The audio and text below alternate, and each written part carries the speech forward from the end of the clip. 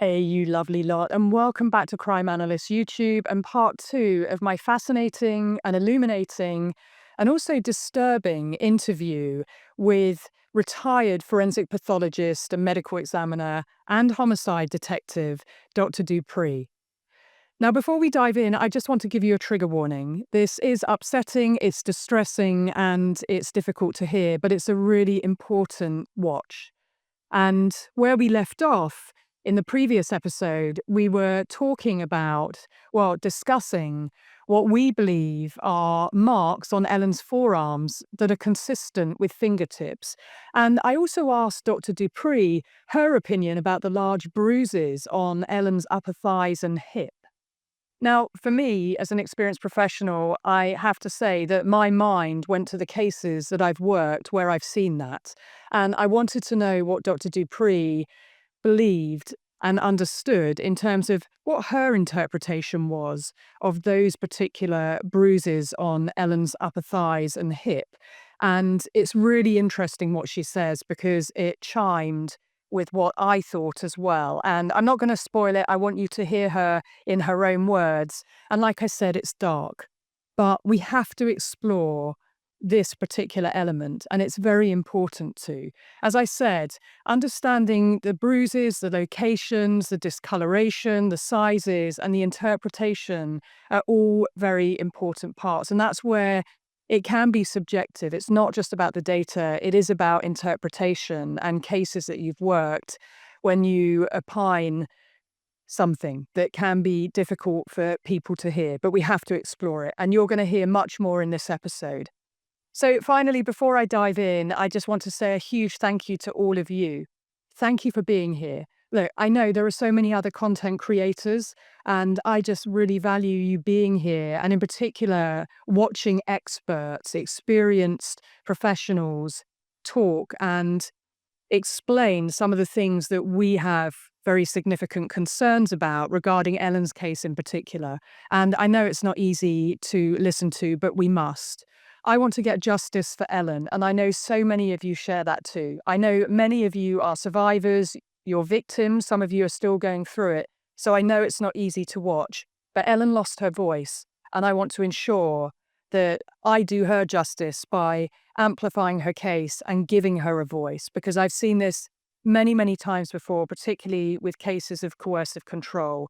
And the way that you can help is to like the video, to leave a comment. I do try and read all of your comments. I try and get back to you. And basically that kickstarts the algorithm and it amplifies the video, which is really important because I want to get as many eyeballs on Ellen Greenberg's case as possible. And I know that you share that with me too. And I also want to thank those of you who super thanked me. And look, I'm not going to fight you if you're going to super thank me, but I am going to say a huge thank you. And I am going to value you and appreciate you. So thank you so much. Okay, with all that having been said, let's dive into part two of this fascinating and illuminating and somewhat disturbing and upsetting interview with Dr. DuPre. The forearm's an odd place to get bruises. I'm just trying to think, across my life course, whether I had bruising on my forearm and also the upper thighs, which she does document, and Dr. Osborne did, but they were actually very large bruises on both thighs and on her hip. What do you Yeah. think about those particular areas and locations? Well, oftentimes we see those, when there is some type of a sexual assault. If if the attacker's knee, for example, is sort of pinning the person down. I'm not saying that that's what this is, of course, but we see the larger bruises when it is something of that nature. Yes, I mean, in my mind's eye, I see a pinning down of someone that could create the bruises. Having spoken to Nancy, she did tell me that Ellen didn't bruise easily, which I thought was interesting. Mm. Because obviously some people do bruise easier than others, don't they? My mum bruises very easily, whereas the same knock on me, it would rarely show up or barely show up. So we've got to Right. add that into the equation as well. But the bruises really, for me, are significant of so many of them and where they are. And Dr. Lindsay Simon continues on page 8. contusions omitted from both the autopsy notes and the final report. One irregularly shaped, faint red contusion, superior left forehead near the hairline. And do come in if you want to comment on any of these as I read through them. Because, I Okay. mean, up by the hairline, I mean, banging your head, yeah, you could do it. You get up from, under the table, you're picking something up and you could hit the top of your head. Any thoughts on that? No, I think you're absolutely right on that. It doesn't appear that it's really dark, and there doesn't well, it's not described as having an abrasion with it or a scratch near it, so it may not have been that recent. And one very small, round, faint blue purple contusion right side of the neck, below the level of the previously described stab wounds on the right neck. One very small, round, faint. Did you want to come in on that? Well, I was just going to say any bruising on the neck, ever how faint it is, I think deserves a lot of consideration. You do not bruise your neck accidentally, and a small round contusion, again, I go back to the fingertip bruising. Yes, I think that's such an important point to underline. It's almost impossible to bruise your neck. I've seen it with, in a car crash, for example, with a seatbelt. But it's very hard to get any level of bruising, marking, particularly when we're talking about anything consistent with fingernails. Around Exactly. the neck. There's really no innocent explanation for that I can think of. No, you're right, I agree. And I've said, I mean, many times when I train law enforcement and we talk about strangulation, non-fatal strangulation, the amount of homicide cases that I have worked where the man, and it's tended to be the partner, ex-partner, has said that his hands found themselves accidentally around her neck. And I always say, has anyone in here ever accidentally put their hands around someone's neck? And of course people kind of laugh or guffle and, they say no. But it's the point of if you put your arms or hands around someone's neck or over their mouth or nose, like with Gabby Petito, that is normally a mechanism of control, and it's how men control women. And obviously with non-fatal strangulation, it can be enough to, as a power and control technique, coercive control technique, to regain the power. And often it's done to make the victim fearful.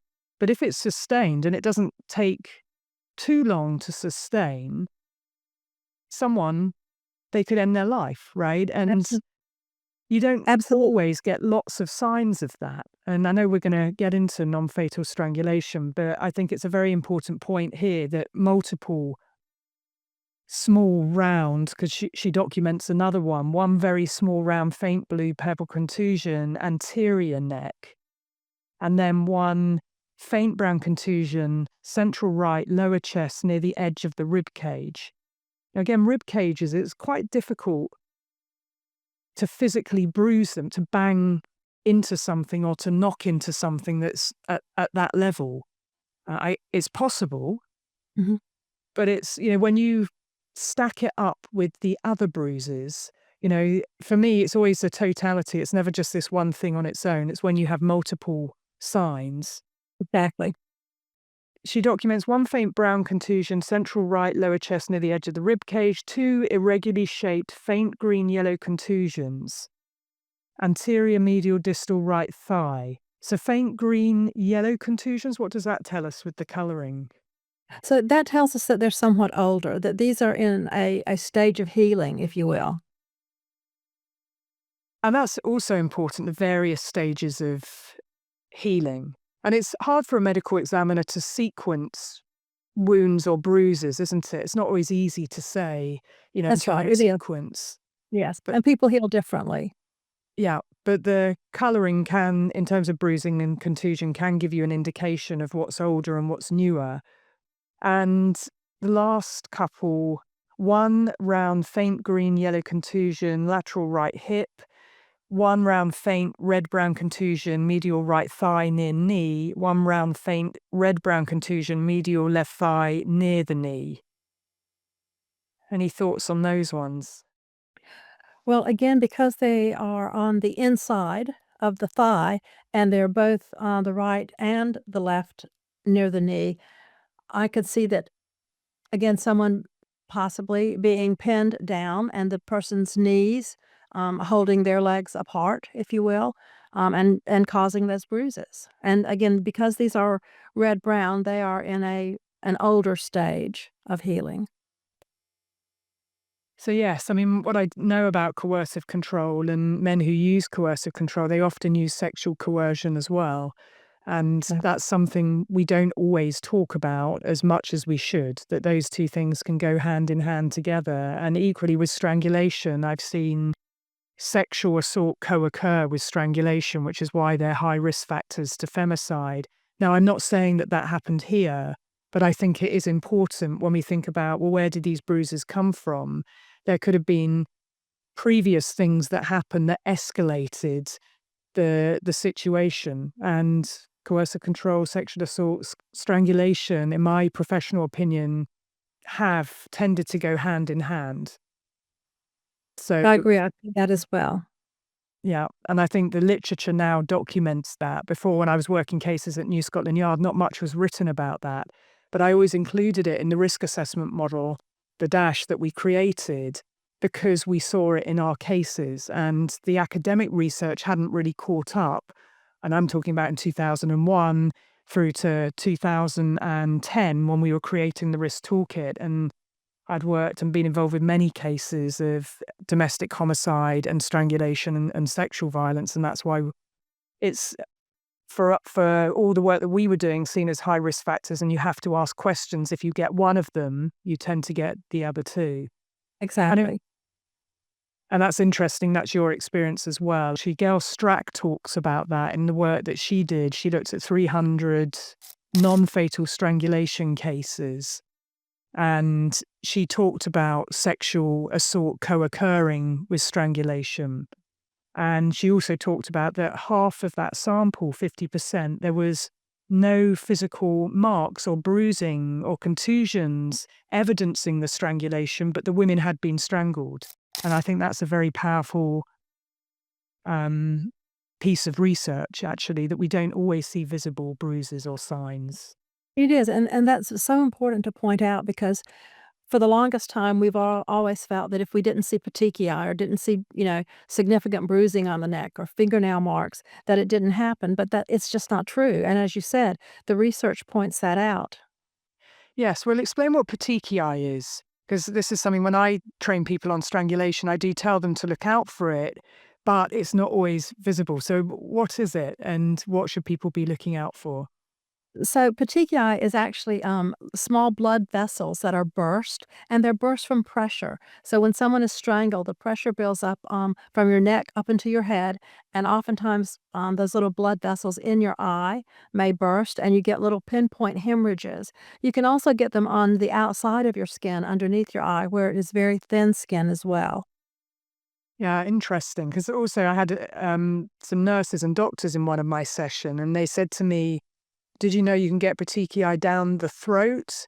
And I said at that time I didn't know that, and they said, "Yes, we can sometimes see it in the throat. We can see it across the neck. We can sometimes even see it in the victim looks very flushed, a Yeah. very red face." Um, and so someone might describe it as that. They look very flushed, like they'd been drinking, and that can be petechiae. Dr. Osborne didn't note any evidence of petechiae in Ellen's case, which is interesting.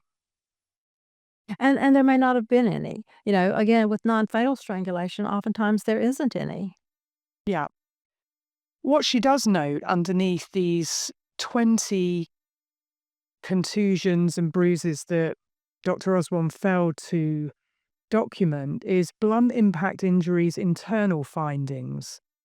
And I'll quote directly: "There are also internal findings of blunt impact which were not described in Dr. Osborne's report. Autopsy photographs of the interior neck dissection show two discrete areas of hemorrhage in the right sternothyroid muscle at the level of the thyroid gland.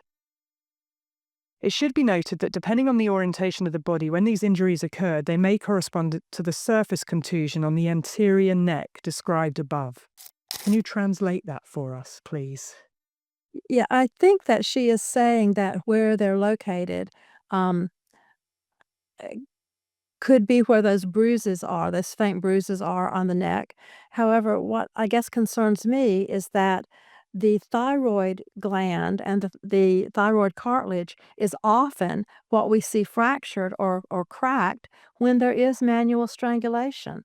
So that is an important location to find any type of hemorrhaging in the strap muscles. Strap muscles should never have hemorrhaging in them, and especially hemorrhaging that doesn't come from the autopsy itself. And when the blood is actually in the tissue, then we know that it was not from the autopsy, that it came from pressure while that person was still alive. Ah, now that's interesting. So they could still be alive when that injury occurs. Yes, And Dr. Wayne Ross, did you see Dr. Wayne Ross's report? I'm I just did. trying to, because he wrote an initial report and then he wrote another one in 2017. And he states, I'm just going to quote, he wrote that materials received, inspection date of organ tissue, scene photographs, autopsy report, autopsy photographs. And he states there was evidence of strangulation. There was a mark over the front of the neck, which was consistent with a fingernail mark. There were multiple bruises under the neck and in the strap muscles over the right side of the neck. The patterns were compatible with a manual strangulation. Yes, exactly, and basically, I think that even the injuries described here under the blunt impact injuries, I think that substantiates that. Yes, it's interesting to see two very different opinions on that. And, I would always go with people who have more of an expertise around strangulation because it is such a niche area. But I find it just unbelievable that it's dismissed out of hand by Dr. Lindsay Simon, that she just states there she didn't find any evidence of strangulation. Well, this is just in stark contrast, isn't it? It really is, and, they say that medicine is art and science, and to me, this is the science part. The art is in the interpretation of that, and so I understand that pathologists may analyze things differently or interpret things differently, but to me, this is it's fairly clear cut. Particularly when you go back to what the research tells us that in 50% of cases you see no evidence. Well, here you've got at least four indicators that are significant indicators. And I have seen pictures of the neck, and to the naked eye, you can see those marks on Ellen's neck to the naked eye. This isn't, in terms of the external. And then obviously, once you get into the internal, that's far more sophisticated, and I would say a much more significant indicator of strangulation when you look at the strap muscles and what that reveals from experts or your interpretation experts like yourself or Dr. Wayne Ross. Absolutely, I mean, I think it's basically unequivocal. I do too. But I don't have the expertise that you do of looking at cases from, both perspectives. You've got a law enforcement perspective, but also an ME, a forensic pathologist, and, decades of experience there. And Dr. Wayne Ross's third point on the shorter 2017 report is that there were multiple bruises over the body, some of which were fresh, many of which were older. The patterns were consistent with a repeated beating. Well, I think that it does show that this was a chronic, condition, if you will, because they are in various stages of healing, and again, there are some that could have gotten, by accident, on the shin, for example, but some of these others are just in places that you do not accidentally get them, and the fact that they are in various stages of healing tells me that this had been going on for some time. Yes. And I'm going to add in what was also documented at the crime scene, which was some hair, some of Ellen's hair on the floor. Yes, we know she had a white towel in her left hand when she was Mhm. right-handed. There were some eyeglasses on the floor, but there was also some of her hair. Yeah. How would you explain that, Dr. DuPre, that some of her hair was on the floor? Or what would your interpretation be of that? My interpretation, and I did see the hair on the floor, um, is that it was basically pulled out. It may have been a mechanism of control in some form or fashion, but the hair was, I believe, pulled out. Could it also be indicative of a sign of a struggle, that if someone is attacking you and you're trying to get them off of you, could it also be that, or, using a knife in a way that pulls hair with it? I'm just, trying to visualize other ways that hair, I mean, for me, it doesn't point to suicide, for example. I mean, why would she be pulling her own hair out in a frenzied attack on herself? There was no need to be quick in what she was doing. Maybe she thought, maybe there was. I mean, there's an alternate universe and reality, certainly what Dr. Lindsay Simon is saying, but it just seems to be an indicator for me that there was some form of struggle for there to be her hair on the ground, on the floor in the kitchen. I agree. I think that, I don't recall there being any description of any hair in her hands, um, but only a matted glob, if you will, of hair on the floor, is much more, in my mind, consistent with someone having done that, in an attack, in a struggle. I think even if you pull your own hair out, you're likely to have some strands still stuck there because of the blood and the fluid that was there, and I don't recall seeing that or it being documented. And hair coming out is quite painful. I mean, Uh, certainly, if it's a clump, it is painful.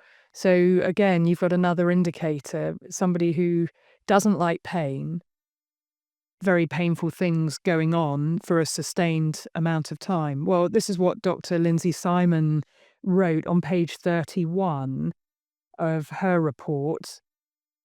Blunt impact injuries. Dr. Osborne described 11 contusions on Ellen's lower abdomen, right upper arm, right forearm, and right thigh, and indicated they were in different stages of healing. By review of the autopsy photographs, the undersigned identified 20 additional contusions on Ellen's forehead, neck, torso, and extremities, which were omitted from the autopsy report. Of the 31 total contusions on Ellen's body, the contusions of Ellen's forearms and neck were previously discussed, and we've talked about that. The contusions of Ellen's forehead, lower chest, and right upper arm appeared in the autopsy photographs to be healing. The remaining 21 contusions on Ellen's body were at hip level or lower, and most of these contusions appeared to be healing. It's the opinion of the undersigned that the contusions on Ellen's body are not consistent with those sustained from intentional infliction by another. The distribution is, however, consistent with incidental contact sustained during activities of daily living, including her work as a first-grade teacher. Your opinion, Dr. DuPre? I disagree. I think that certainly some of them, could be consistent with daily activities of being a first grade teacher, but not all of them. Those that are in those places that are non-bony prominences, the abdomen, the thighs, the inside of the thighs, the bruising on the inside of her wrist, the description of them being round, again, those, in my opinion, are absolutely not accidental. When you read the report in its totality, Dr. Lindsay Simons, were you surprised by what was contained within the report and statements like that? I was surprised. I think that a couple of things stood out, and I think that it was an attempt to be very thorough. It's, as you mentioned, 30-something pages, but I think that a lot of the information there was analyzed in such a way as to exonerate the fiancé, and that really isn't our job. Our job is to state what happened. It is to look at the medical, scientific, and forensic evidence and report that. It's law enforcement's job to determine, if she was murdered, who did it. Our job is to explain what happened, and to document that, and I think that a lot of it was, again, to try and exonerate him, and I think we need to not get that tunnel vision, as we call it in law enforcement, and we need to look at that totality of circumstances. And when I look at this autopsy report, there are just so many things that stand out, and I have so many questions that, again, I think that at the very least, it would be considered undetermined. In my mind, I would have no problem, describing this as a homicide and documenting that. And that would be your opinion, It would rendered be. from everything that you know and seen. And bearing in mind, you did go to the apartment, you did see the photographs, you've seen a lot more information than what was contained in the documentary and what most people have seen with Ellen's case. Absolutely. And I have to say, in terms of the way the report is structured, I have to agree with you. Just if you take pages 2 to 2, 3, and 4, that whole section of those across those pages is dedicated to exonerating Sam, and I found that very peculiar.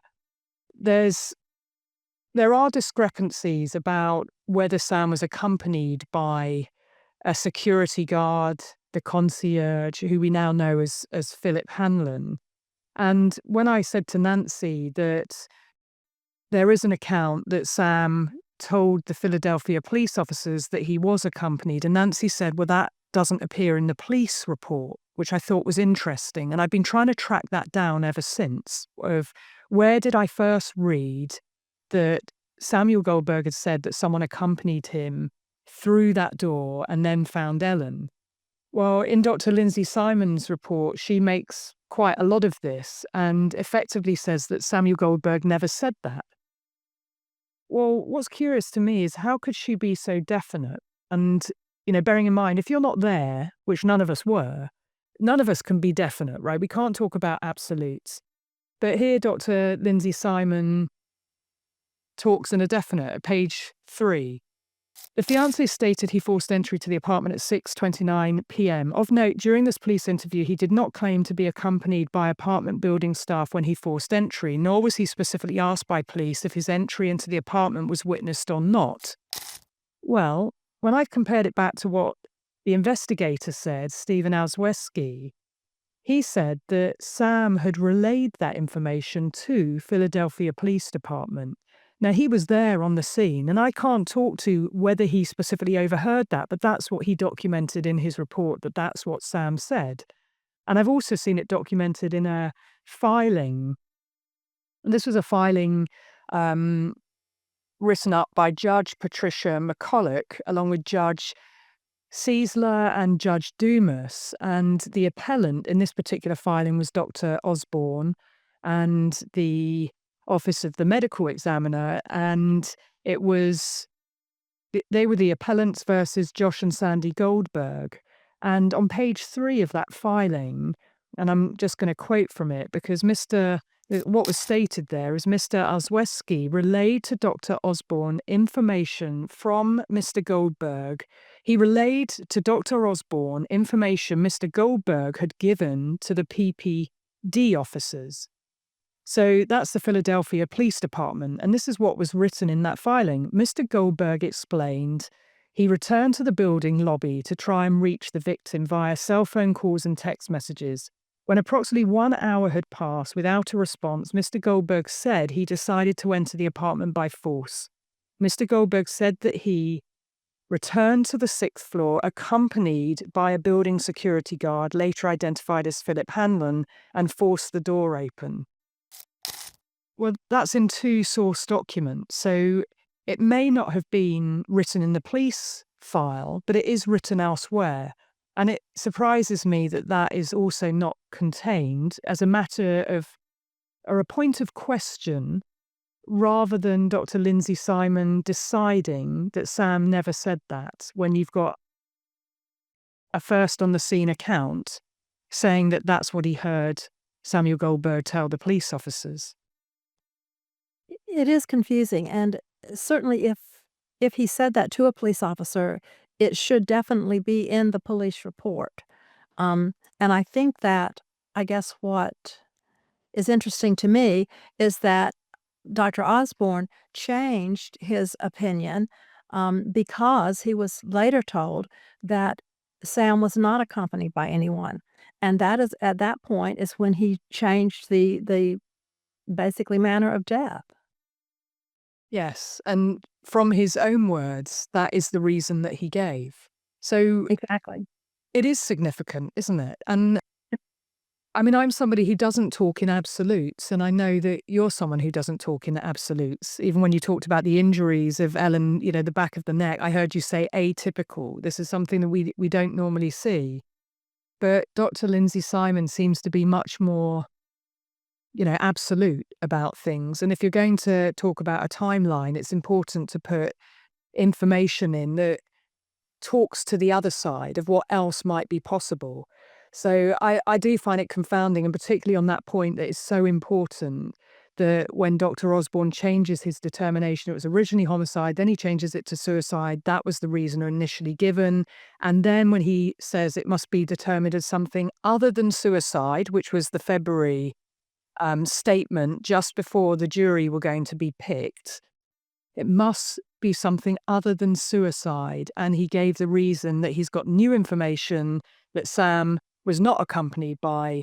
So that makes it a significant point to him in his decision making.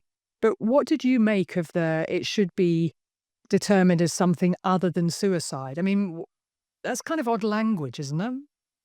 Well, it is not, it's not a legitimate, manner of death. There are only 5, and that is not one of them. If it should be something other than suicide, then it has to be natural, accident, um, homicide, or undetermined, and he didn't call it any of the legitimate tags that we use, so it was really nonsensical.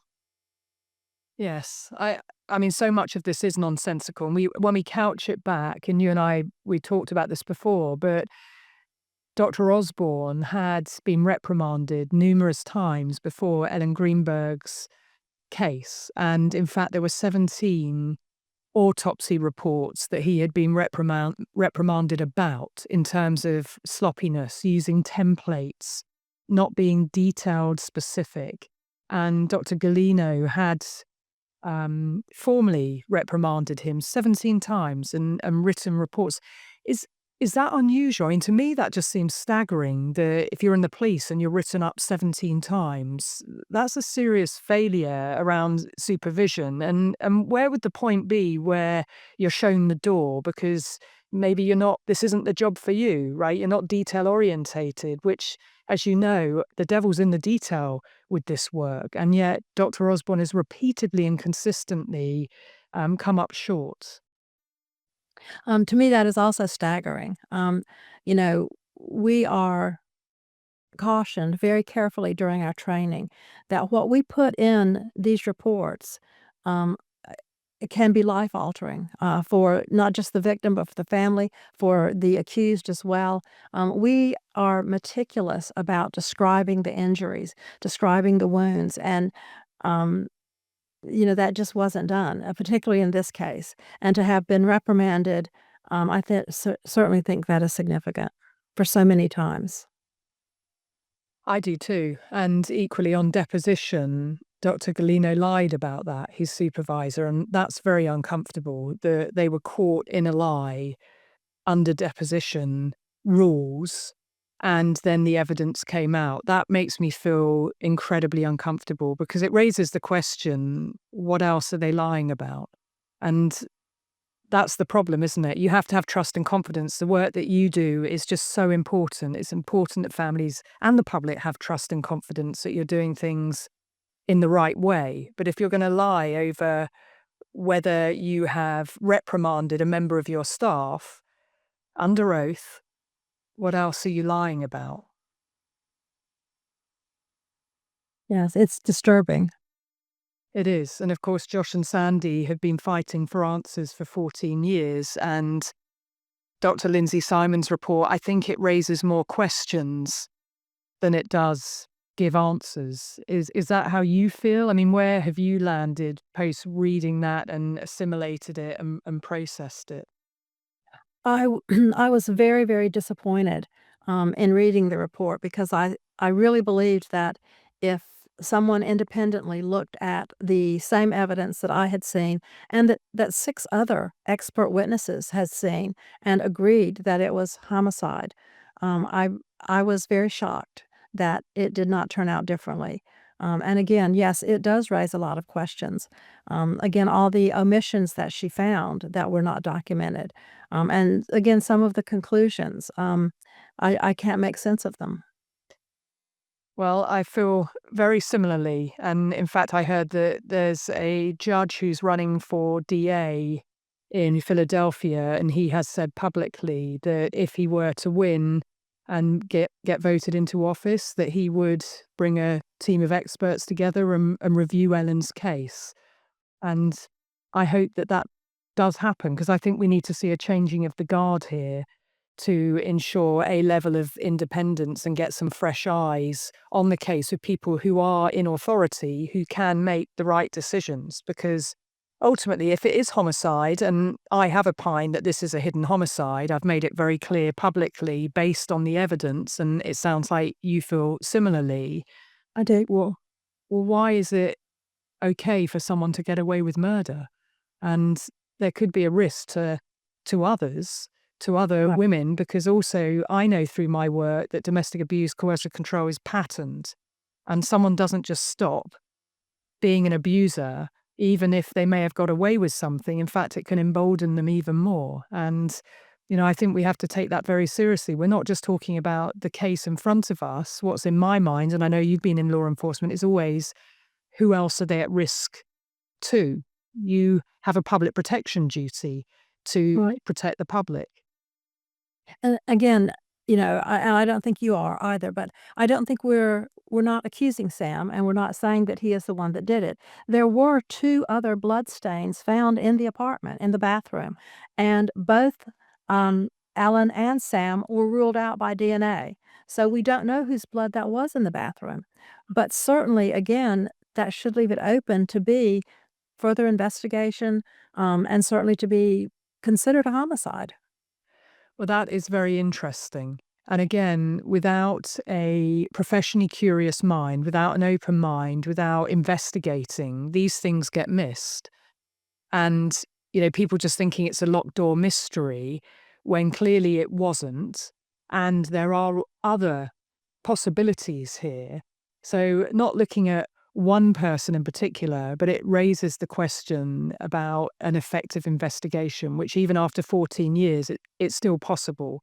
And I still believe there's every opportunity. I'm always optimistic, but there is an opportunity for that to happen and for there to be an arrest. And Ellen deserves that. And I know you feel similarly in your work, which is why you agreed to talk about Ellen's case. And you've been very generous with your time with me as well.